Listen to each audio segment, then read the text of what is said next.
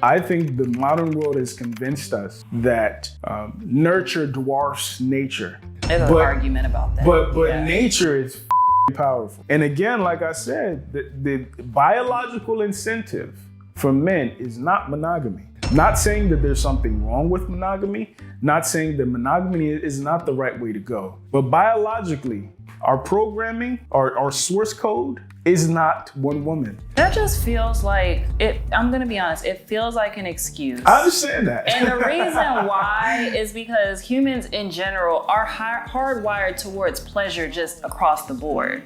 So the same way how I can say, I can do that with anything that would provide me pleasure. But the drive isn't a pleasure drive. What is it? It's a drive to spread our seed at the core. So then, now the pleasure, I think, is a veneer. It's the vehicle.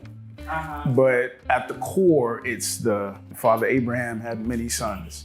The Attila the Hun, everybody has like a little bit of his DNA. Like men's ego, legacy, whatever is and I think the abundance of sperm versus the scarcity of eggs is a testament to that. So again, I'm not saying it's right. I'm just saying if we're starting this conversation from an understanding of the unique differences in our biology and our code, not to excuse our behavior when men. Because men are using that as an excuse. I don't think it's an excuse. I don't think it's an excuse. Men I hear that it's like, well, biologically, this is the way that we are. So like, I agree. But it does diminish the impact or the influence of self-control.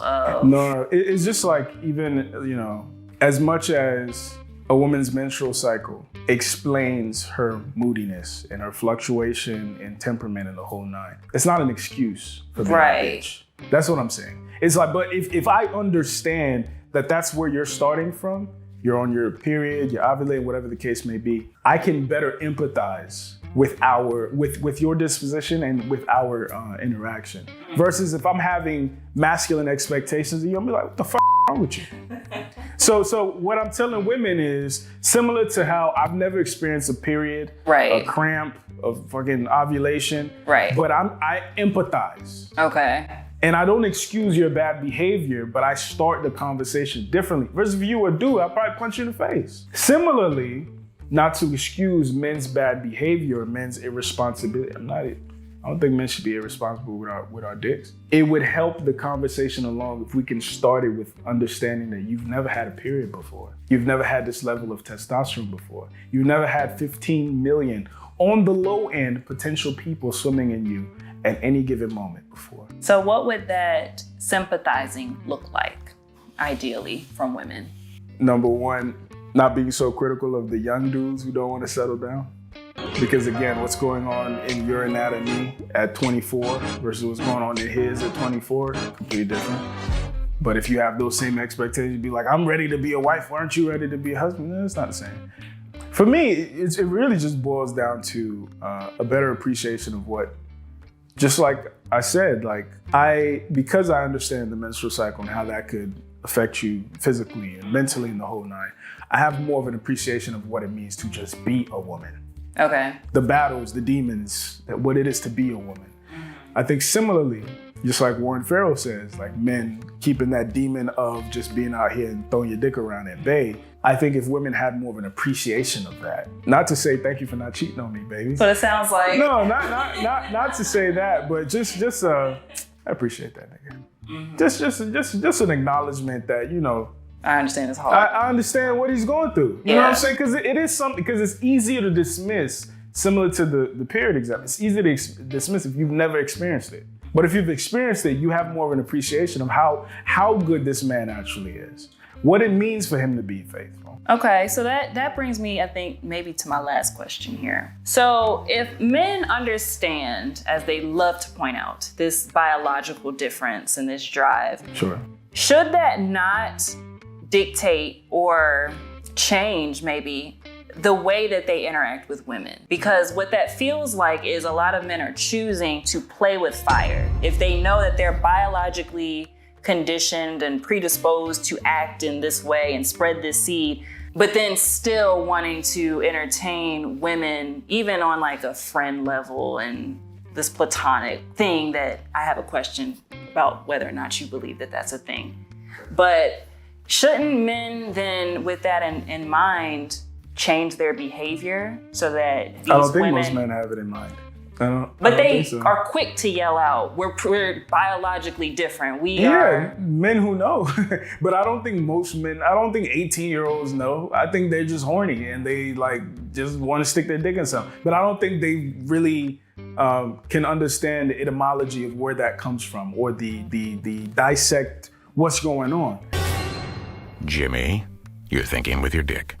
I am not thinking with my dick. Yes, you are. No, I just think that Put your dick away. she's an emotional, Jim. interesting, caring girl. Jimmy, that's your dick talking.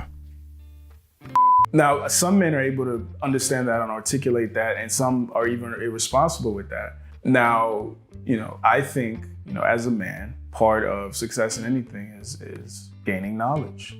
Whether gaining knowledge of self, gaining knowledge of the market, gaining knowledge of the zeitgeist. White folks would say he has his finger on the pulse. Right. He has his ear to the ground. Yeah. I think it's probably Africans who say that part. But I think as you develop as a man, you learn these things. However, it's still I wish life had clean lines. For instance, you'll hear women say, "Yeah, just tell me the truth. If you just want me for sex, just tell me that." Then you tell her, she'll block you, right? Now, this is the flip side of the male. This is the male experience to the equivalent to the, let's say, the sexual objectification that women complain about and experience. Men just want me. It's like, yeah, kinda. And if they didn't, they wouldn't be talking to you. The equivalent of that is, well, these women just want things from me. It's like, yeah, but if they didn't, they wouldn't be talking to you, dude. So it's like, pick your poison. We both have our struggles to deal with, but... Which, yeah, it makes sense. However... You say that like that's a problem. Like, No, I told you to tell me the truth and I didn't. No. I'm not saying that's a problem. I'm saying if I was 18 years old, I'd lie my ass off. But there are women If who I don't was 16, care. if I was 18, 17, 19, I'm not taking that risk, lady. I'm not taking that risk. So similarly, we have to empathize with the young boys too. That feels very manipulative. Absolutely, I want some pussy. That's a problem. I agree. Again, I started this by saying there are no clean lines. I completely agree. However, from the perspective of a 16-year-old boy, of a 17-year-old boy, of an 18-year-old boy who can't even articulate his urges and his drive, yeah, I'm gonna take the path of least resistance. And also, I do want to love you. I do want to. No. I want to. No. Let me rephrase that. I want to. All right, but you don't. Those two things seem like the same thing if you don't have the level of self-awareness to make that distinction. But similarly, like a lot of women that I listen to say they want to be married, and after having a conversation with them, I realized no, she wants to be married. She wants a wedding. She doesn't want 40 years. Now again, these are grown women who can't make that distinction. Some young men can't make this distinction. Men know that they don't want that girl. Like, no, we're not about to do that right here. 17-year-olds. I'm talking 18-year-olds. These people are not. No. So that makes me feel like we need to instill better morals and values in our young boys. Because if we are saying, okay, he knows that if he tells her the truth, that she won't want to do it, then that's a problem. And so then he takes the deceptive route to get her to do it. That's not setting him up for a good future. I agree. Or her. I agree. What I'm saying to you though is, number one, we can't have, if we really want to actualize change, we can't have the same self-aware expectations of other people as we have reached. The vast majority of people are not as self-aware, this self-aware. They're not. That's the truth. And the vast majority of people take the path of least resistance. So what I'm saying is if we're really going to actualize change, we can't stand on top of this hill and say, come up here. We have to go down and say, okay, let's go up together. So what's the solution? The solution, well, again, I don't think it's as a clean cut. I don't have all the answers. Here we go, Alex. But I think we need to start the conversation with understanding why people do the things that they do. Hey, if you've made it all the way to the end, please click that like and subscribe button. Also share this with somebody that you think would gain value from it. Click the thumbnail at the top if you want the full video. Click the thumbnail at the bottom if you want a video that's closely related to this. Again, like, share, subscribe. Appreciate you guys for watching. Check out some more of our content. And I'll see you guys in the next one. Peace.